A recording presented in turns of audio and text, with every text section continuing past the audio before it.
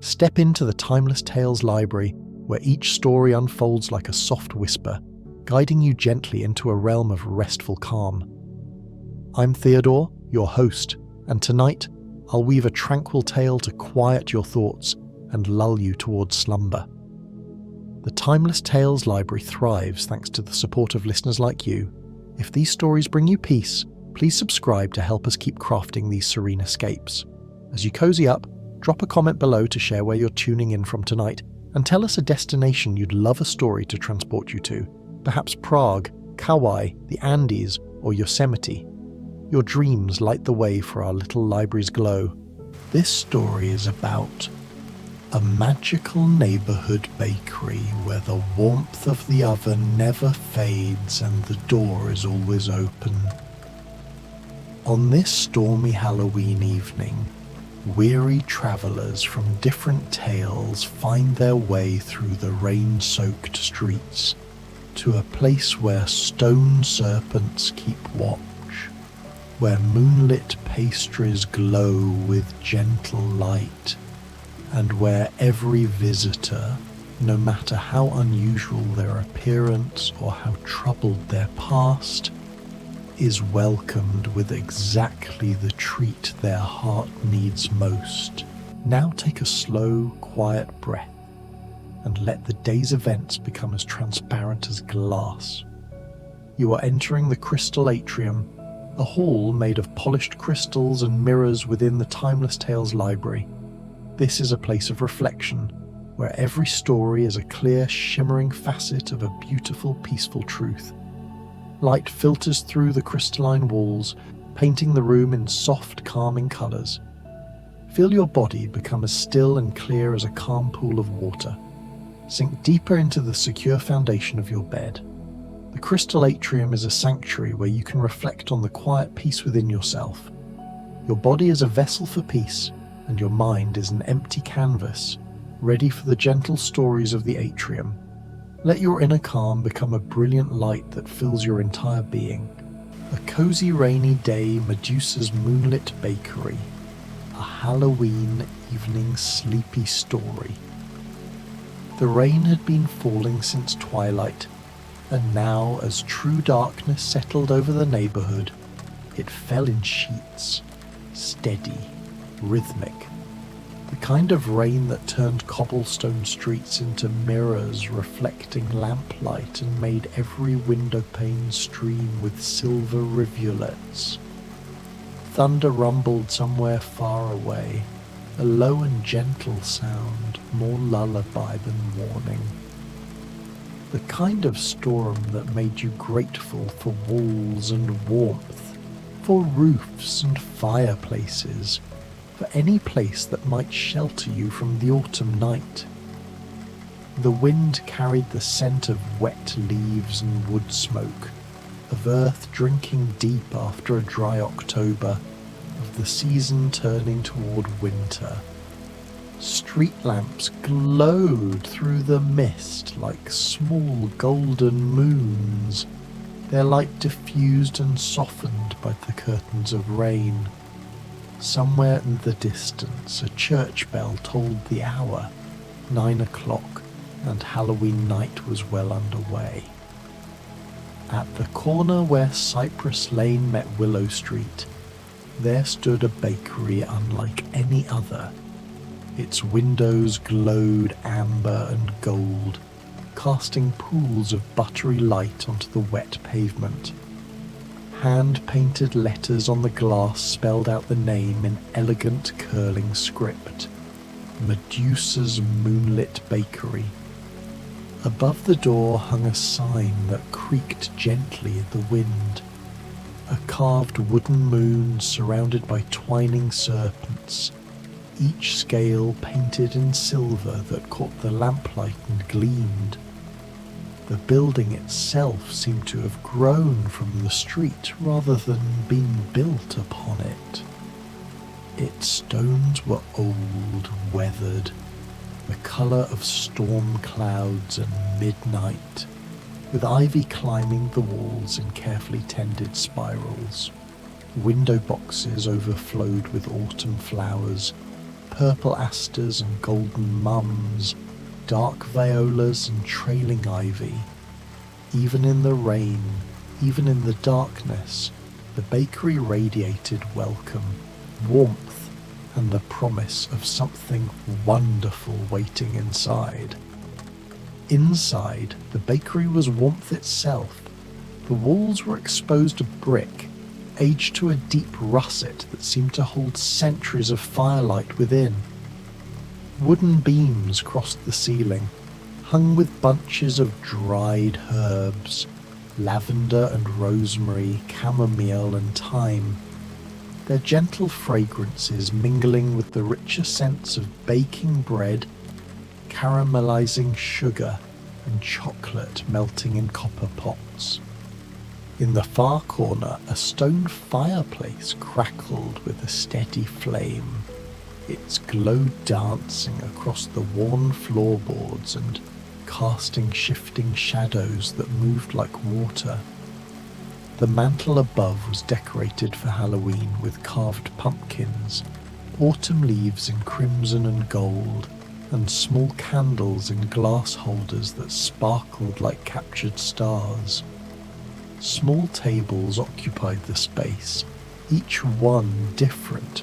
Some round, some square, some made of dark oak and some of painted pine worn smooth by countless hands and elbows.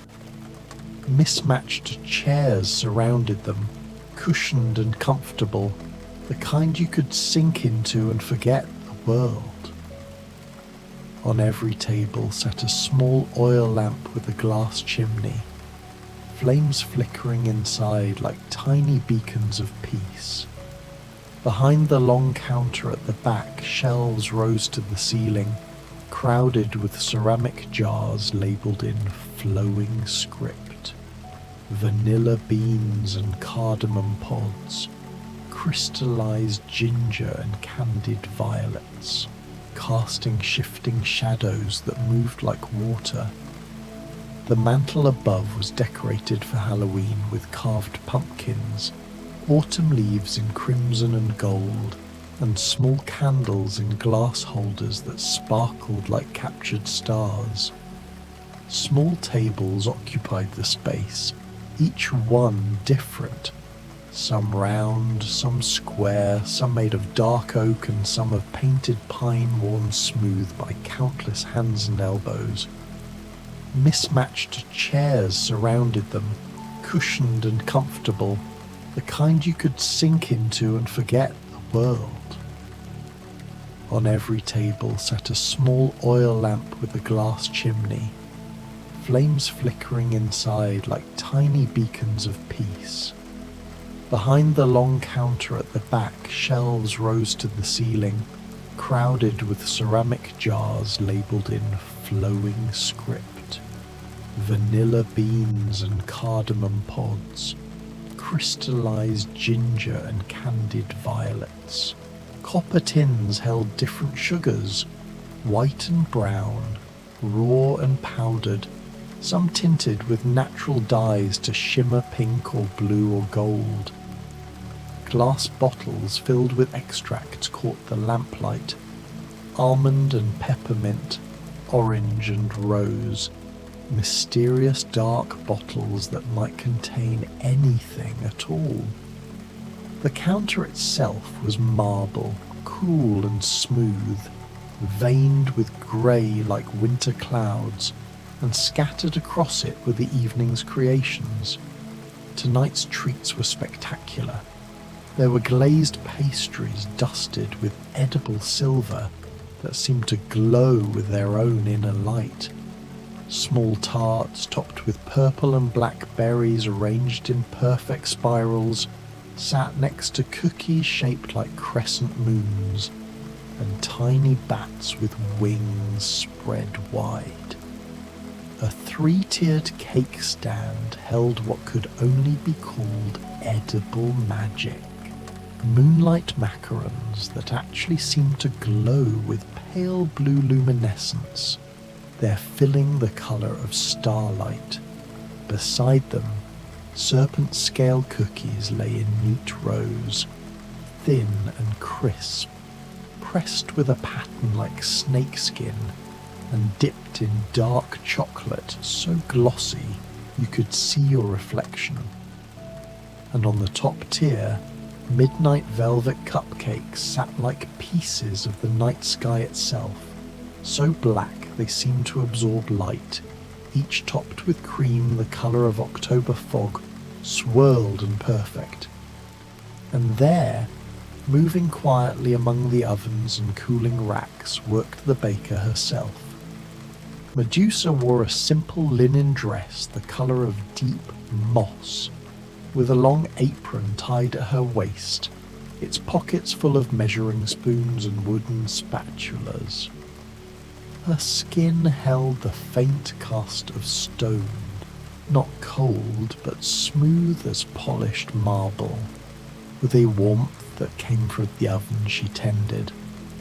There was an ageless quality to her face, beautiful in the way ancient statues are beautiful, with high cheekbones and a serene expression that spoke of patience learned over centuries.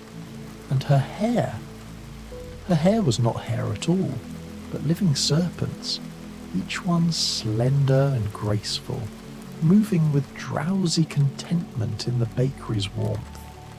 Some were the green of garden snakes, others darker, midnight blue, deep purple, one or two pale as moonlight. They rarely hissed, only murmured softly to one another in voices like wind through grass, and they seemed to enjoy the bakery as much as their mistress did. Occasionally one would stretch toward the fragrant steam rising from cooling trays, tongue flickering, to taste the cinnamon-scented air, or coil more tightly when the fire burned especially bright and warm. Tonight was Halloween, and she had prepared accordingly. The bakery was decorated with garlands of autumn leaves, oak and maple in crimson and gold, beech in copper and bronze, woven with black silk ribbon. Small carved pumpkins sat on every windowsill, their faces friendly rather than frightening, candles glowing inside that never seemed to burn down. Sprigs of witch hazel and branches of rowan berries stood in copper vases, and strings of paper bats hung from the ceiling beams, turning slowly in the warm air. The rain drummed against the windows, the fire crackled, the serpents in Medusa's hair swayed gently as she worked. And then the bell above the door chimed, a soft, clear sound like a silver spoon against crystal, and the first visitor stepped inside. Ichabod Crane entered the bakery like a man escaping a nightmare. He was tall and impossibly thin, his clothes soaked through despite the long cloak he had pulled tight around his shoulders. Water dripped from the brim of his hat as he pushed it back with trembling fingers, revealing a long, pale face with wide, nervous eyes that darted around the room, taking in the fire, the tables, the serpents that lifted their heads to regard him with interest but not malice. "Oh," he breathed, his voice high and tremulous. "Oh, thank goodness. I thought I'd never find shelter. The storm came up so suddenly, and the roads are so dark tonight. And I could have sworn I heard hoofbeats behind me, though when I turned there was nothing." "Welcome," Medusa said, her voice low and warm like honey poured over stone. "You're safe here. Come in from the cold." Ichabod hesitated, his gaze flickering to the serpents. One pale green snake yawned, showing tiny fangs no more threatening than a kitten's teeth. "I'm Ichabod Crane," he said, edging closer, "a schoolmaster from Sleepy Hollow, though I'm far from home tonight." "Sit," Medusa said gently, gesturing to a chair near the fire. "Let me bring you something warm." Ichabod settled into the chair, his cloak steaming in the fireplace's heat. Medusa poured fragrant tea, cinnamon and clove, orange peel and star anise. She placed a large mug before him, then selected a crescent moon cookie, pale as cream, glazed with sparkling sugar. "Moonlight cookies," she said. "They taste like safety. Like the quiet hour after midnight when all the frightening things have gone to sleep." Ichabod took a bite, and his shoulders dropped, tension melting away. The cookie was buttery and light, flavoured with vanilla and something that made him think of peace, of calm nights with no shadows chasing him. "This is wonderful," he murmured. "You're very kind, Miss Medusa," she said simply. His eyes widened slightly, but she smiled, and he found he wasn't afraid. Not here, where the fire burned steadily and everything smelled of sugar and safety. "I know what they say about me," Medusa said softly, "about what I can do with a glance. But that was long ago, and this is a different kind of magic now. Here, I turn flour and butter into comfort." Ichabod laughed, a real laugh, surprised out of him, and took another bite. He had just started on his second cookie when the bell chimed again. The door opened, and with it came a gust of cold wind, and a figure that made Ichabod drop his cookie with a strangled cry. The headless horseman stood in the doorway. He was massive, cloaked in darkness, with boots that left wet prints on the wooden boards. Where his head should have been, there was only empty air.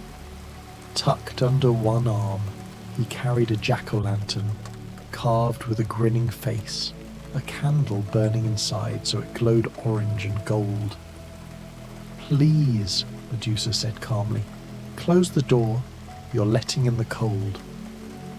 The horseman, very politely, closed the door. The bell chimed again, cheerful and clear. "Welcome," Medusa said.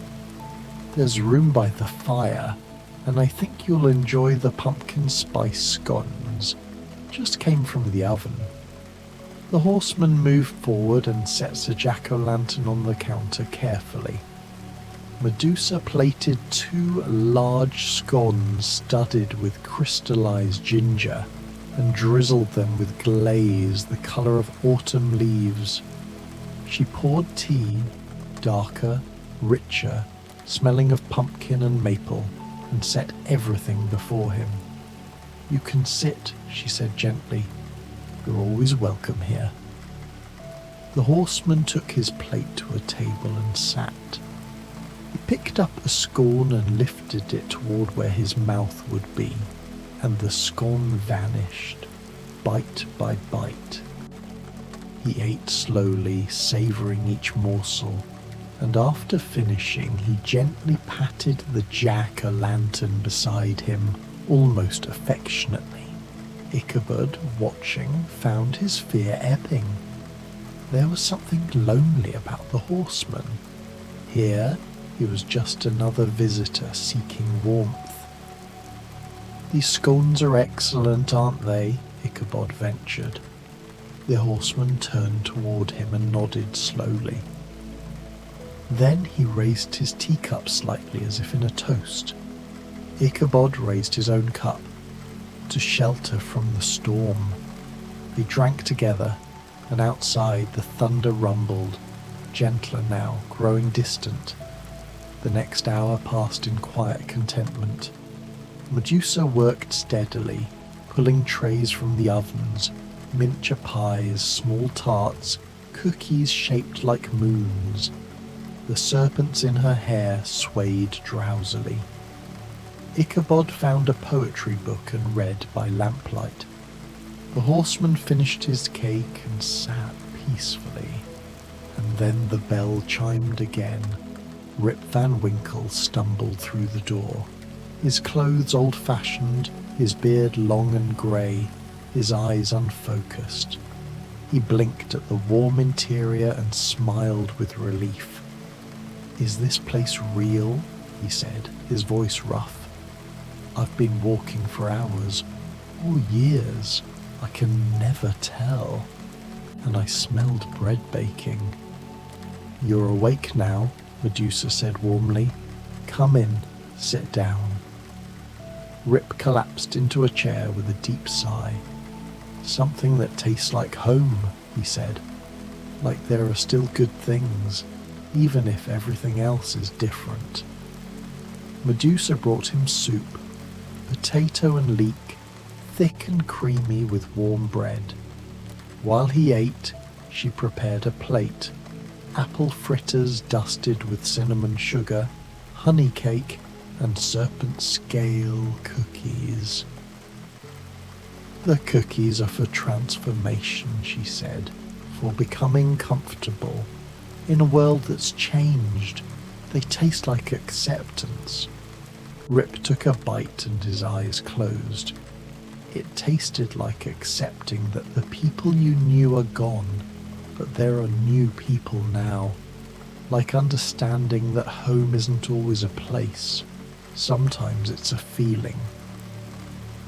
When he opened his eyes, they were wet, but he was smiling. "Thank you." The evening deepened. The storm had settled into steady rain. Inside, warmth and peace had settled over everything. Ichabod and Rip struck up a conversation. Both men who had run from something, who had been afraid. The horseman sat peacefully, occasionally patting his pumpkin companion. And then, with a burst of energy, 4 visitors entered together. The March sisters tumbled into the bakery in a cascade of rain-soaked cloaks and laughter. Meg trying to be dignified, Joe grinning wildly, Beth quiet and wide-eyed, and Amy exclaiming about the decorations. "Oh, this is perfect," Amy declared. "It's like something from a fairy tale." "I think it's splendid," Joe said, striding forward. "I'm Joe March, and these are my sisters, Meg, Beth, and Amy. We're lost and need something warm. Can you help us?" Medusa smiled. "I can. Welcome. Please, find a table." The sisters settled at a large round table, and Medusa brought tray after tray, hot chocolate personalized for each of them. A tower of pastries, moonlight macarons, serpent scale cookies, midnight velvet cupcakes, warm scones, tiny pumpkin tarts, and apple hand pies. "This is heaven," Joe declared. "If I could write in a place like this every day, I'd finish my novel in a week." Amy began sketching, trying to capture the bakery's beauty. Beth noticed Ichabod's poetry book and went to sit with him, and they bent their heads together over favourite verses. At their table, the sisters shared pastries and dreams. Meg spoke of her hopes, Joe of her stories, Beth of her music, Amy of her art, and somehow in this magical place, all their dreams seemed possible. More time passed peacefully in the bakery.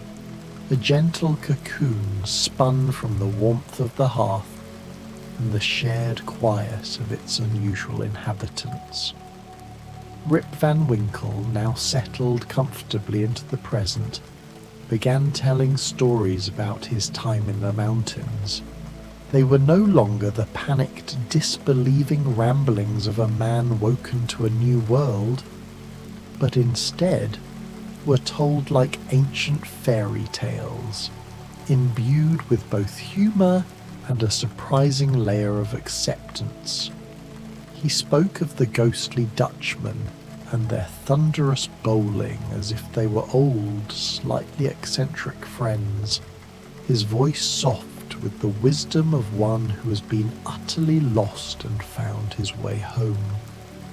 Across the room, a new dynamic had taken root.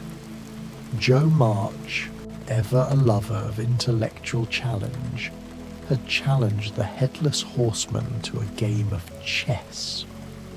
A worn, beautiful wooden set, its pieces carved into miniature expressive gargoyles and saints, had appeared silently from somewhere unseen, a small miracle in this house of wonders.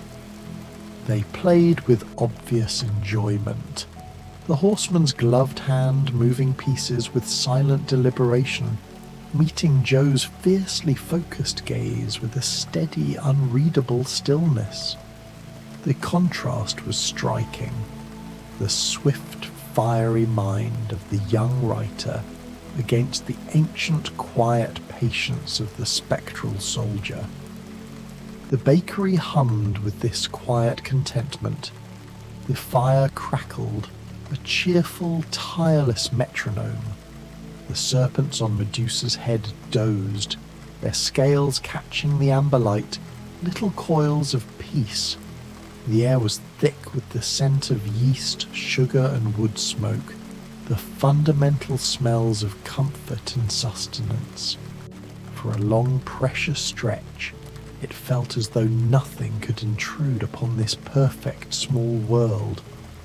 And then, very quietly, the bell chimed one last time. It was a faint, almost tentative sound, as if the person ringing it wasn't sure they deserved to be heard. Dr. Victor Frankenstein stood in the doorway, and he looked truly, utterly haunted. He was younger than the grim legend suggested, perhaps only in his late 20s, but his face was prematurely lined with exhaustion, with the evidence of countless sleepless nights and memories too terrible to file away. He swayed slightly, his lean frame trembling in the doorway, the harsh autumn wind seemingly blowing right through him. His clothes, though once fine, were dishevelled and mud-splattered. The light from the bakery, so warm and inviting to others, seemed only to cast his shadows into starker relief. "I'm sorry," he managed to say, his voice a raw, broken rasp. He looked like a man who hadn't spoken a complete sentence in days. "I don't have money. I shouldn't have come in. I just saw the light." His eyes, wide and bloodshot, were fixed on the hearth, as if drawn by the only warmth left in the universe. Before he could turn and flee back into the darkness, Medusa was there. Her movement was graceful, not predatory, and utterly devoid of judgment. "You need shelter," she said simply, her tone a low, gentle contralto. She guided his shaking form to a sturdy wooden chair near the fire, not hesitating to touch him, wrapping a heavy wool blanket around his thin shoulders. "And you need warmth. Those things are free here." She didn't ask his name or his story, offering only the immediate, uncomplicated balm of human kindness.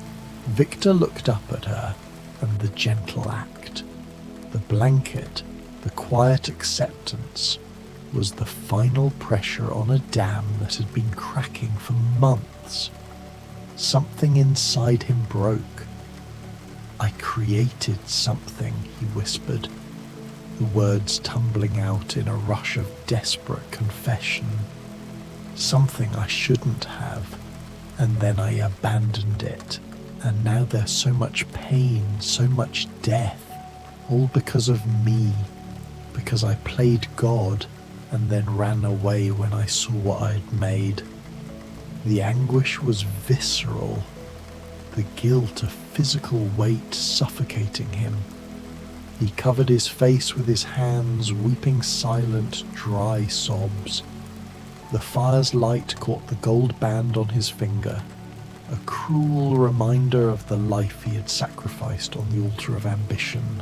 Medusa knelt beside his chair, the hiss of her living hair a soft, reassuring sound, rather than a threat. Her serpents, sensing his distress, curled close, their cold scales a strange anchor of reality. "I understand," she said quietly, her eyes deep with ancient sorrow. "I understand being feared for what you are, being punished for things not entirely your fault, becoming something monstrous, or creating something monstrous.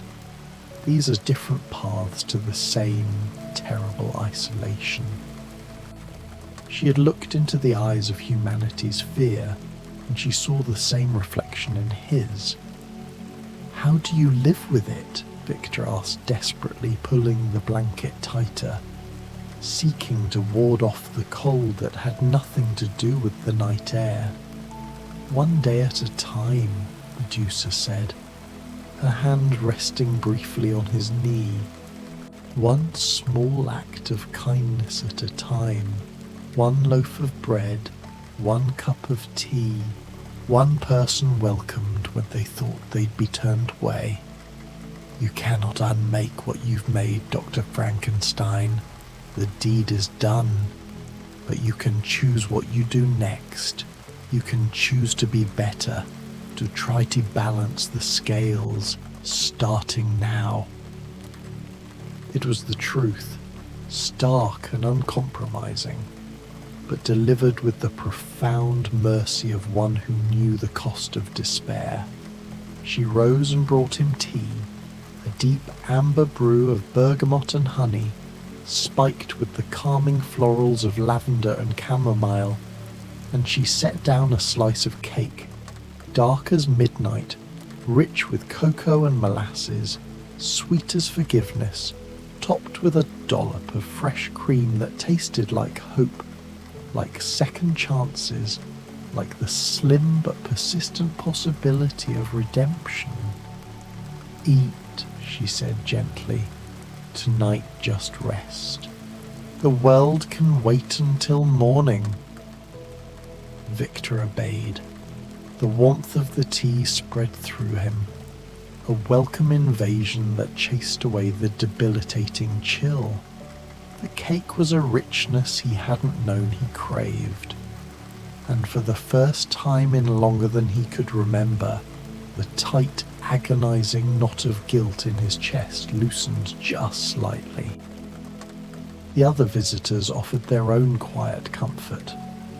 Rip nodded from his seat by the fire. "I've been lost too. Waking up to find your entire world has passed you by. That's a kind of guilt. But you can find your way back. It's not too late." His simple, earnest words were a powerful antidote to Victor's profound sense of lost time. Ichabod Crane raised his cup of tea in a solemn salute, his nervous energy momentarily subdued by a shared gravity. "We've all run from things we fear, from the consequences of our choices, from shadows in the dark. But stopping and accepting help, that's harder, but it's better." The horseman paused his game, his faceless form conveying deep empathy. He placed his hand over where his heart would be, a silent, ancient gesture of solidarity. He too was a creation of violence and a wanderer consumed by regret. Joe brought him a small, warm scone, drizzled with lemon glaze. "The fact that you're here, that you feel remorse, that matters," she stated with her characteristic blunt honesty. That means you're not a monster. Monsters don't care about the pain they cause. You do. So don't give up on yourself. Don't let the guilt win. Victor managed a weak, exhausted smile that held a tiny spark of genuine relief. Thank you, he murmured, looking at the collection of strange, wounded souls who had offered him unconditional refuge. Thank you all. The bakery settled back into its peaceful hum, the shadows of the past momentarily held at bay by the light of the fire and the grace of a shared loaf of bread. The final hour arrived like a gift, quiet and perfect. Beth sat at the piano in the corner and began to play, soft melodies that spoke of safety and home. Amy sketched, filling pages with drawings of this magical night. Joe and the horsemen continued their chess match, weaving stories between moves. Meg wrote a letter by lamplight, recording this evening she'd never forget. Ichabod and Rip talked about books and sleep, and the strange way time moved when you were lost or afraid. They spoke like old friends, united by their understanding of fear and their gratitude for this respite. Victor sat near the fire, the blanket around his shoulders, a cup of tea in his hands, watching it all with wonder, as if he'd forgotten that the world could be gentle, as if he was remembering that he could be part of something warm and good. Medusa moved among them like a gentle spirit, refilling cups, offering treats, her serpents drowsy and content. It's nearly midnight, she said softly. The storm has passed, but you're all welcome to stay. There are rooms upstairs, or you can sleep by the fire, or take treats for the road, knowing you can always return. I'll stay, Victor said, just for tonight. I need to remember what peace feels like. I'll stay too, Ichabod added.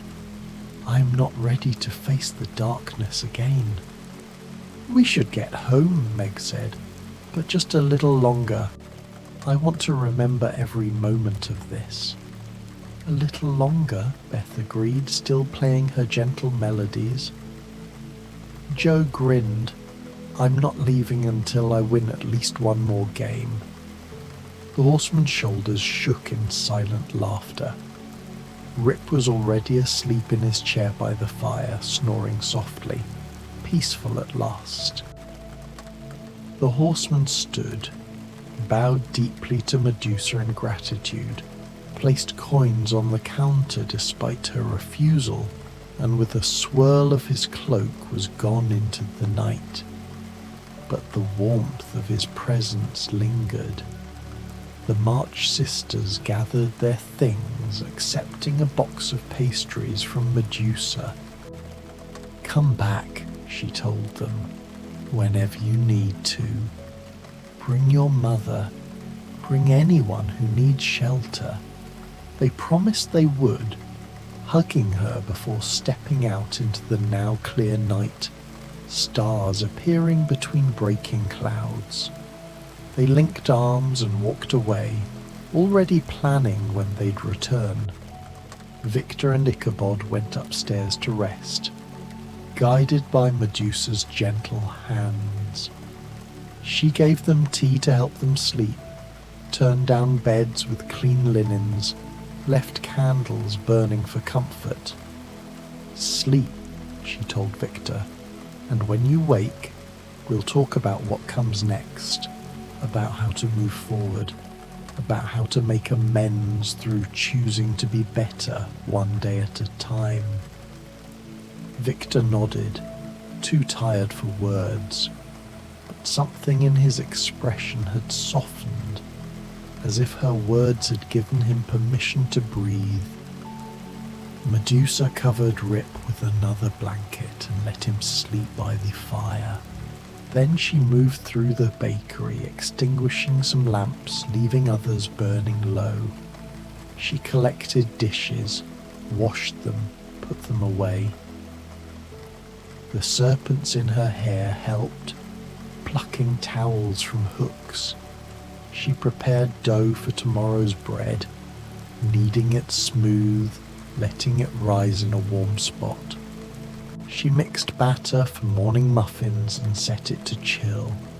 She wiped down the counter, swept the floor, straightened the chairs, and as she worked she hummed a melody with no name, old as stone, old as the magic that had transformed her from victim to survivor, from monster to baker, from the creature of legends to the keeper of this warm, welcoming place. The night grew deeper, quieter, softer. Through the windows the moon finally appeared, a perfect Halloween moon, orange and huge and low on the horizon. Its light spilled through the windows and mixed with the golden lamplight, creating shadows that were gentle rather than frightening. Medusa finished her work and stood in the centre of her bakery, looking around at the space she'd created, at the tables where strangers had become friends, at the fireplace where warmth was freely given, at the counter where flour and butter transformed into comfort, into healing, into hope. This was her magic now. Not the power to turn living things to stone, but the power to turn broken people into whole ones, to turn fear into peace, to turn isolation into connection. She thought of all the visitors who had come through her door tonight, frightened Ichabod and lonely horseman, lost Rip and grieving Victor, the lively March sisters with their dreams, each one carrying their own burdens, their own pain, and each one leaving lighter, warmer, more at peace. This was enough. This was everything. Medusa moved to the door and looked out at the quiet street. The rain had stopped completely. The air smelled clean and fresh. A clock told midnight somewhere. Halloween was over, and All Saints' Day had begun. But in Medusa's moonlit bakery, time moved differently. Here, it was always the hour of shelter, always the moment of welcome, always the perfect time for tea and kindness. She turned the sign "So Welcome" faced out, because really that was what mattered. Not just that the door was unlocked, but that anyone who came would know they were wanted, valued, welcomed. Then she locked the door, not to keep people out, but simply because even magical bakeries need rest sometimes, and moved back through her warm domain. Rip was still sleeping by the fire, dreaming of simple things, of home and comfort and belonging. Upstairs, Victor and Ichabod were finding the rest they desperately needed, their troubled minds soothed by warm beds and the knowledge that they were safe, that tomorrow was another chance to try again. And outside, the moon sailed higher in the clearing sky, its orange glow fading to silver, its light blessing the quiet street and the bakery that stood at the corner like a lighthouse, like a haven, like a promise that kindness still existed in the world. Medusa climbed the stairs to her own room, small and simple, with a bed and a window and everything she needed. The serpents in her hair were already asleep, coiled close and warm. She changed into a nightgown, washed her face, and climbed into bed. Through her window she could see the moon and the stars, could hear the last drips of water from the eaves, could feel the deep peace that came from work well done, from kindness given, from magic shared. Tomorrow there would be more visitors. Tomorrow there would be more bread to bake, more tea to pour, more comfort to offer. But tonight was perfect, complete, whole. Medusa closed her eyes, the serpents murmuring their contentment, and let sleep take her gently, peacefully, like falling into warm water, like sinking into clouds, like coming home. And in the bakery below the fire burned low and steady. The lamps glowed softly and everything was warm and safe and peaceful, waiting for morning, waiting for the next person who would need shelter, waiting to offer exactly what the world needed most.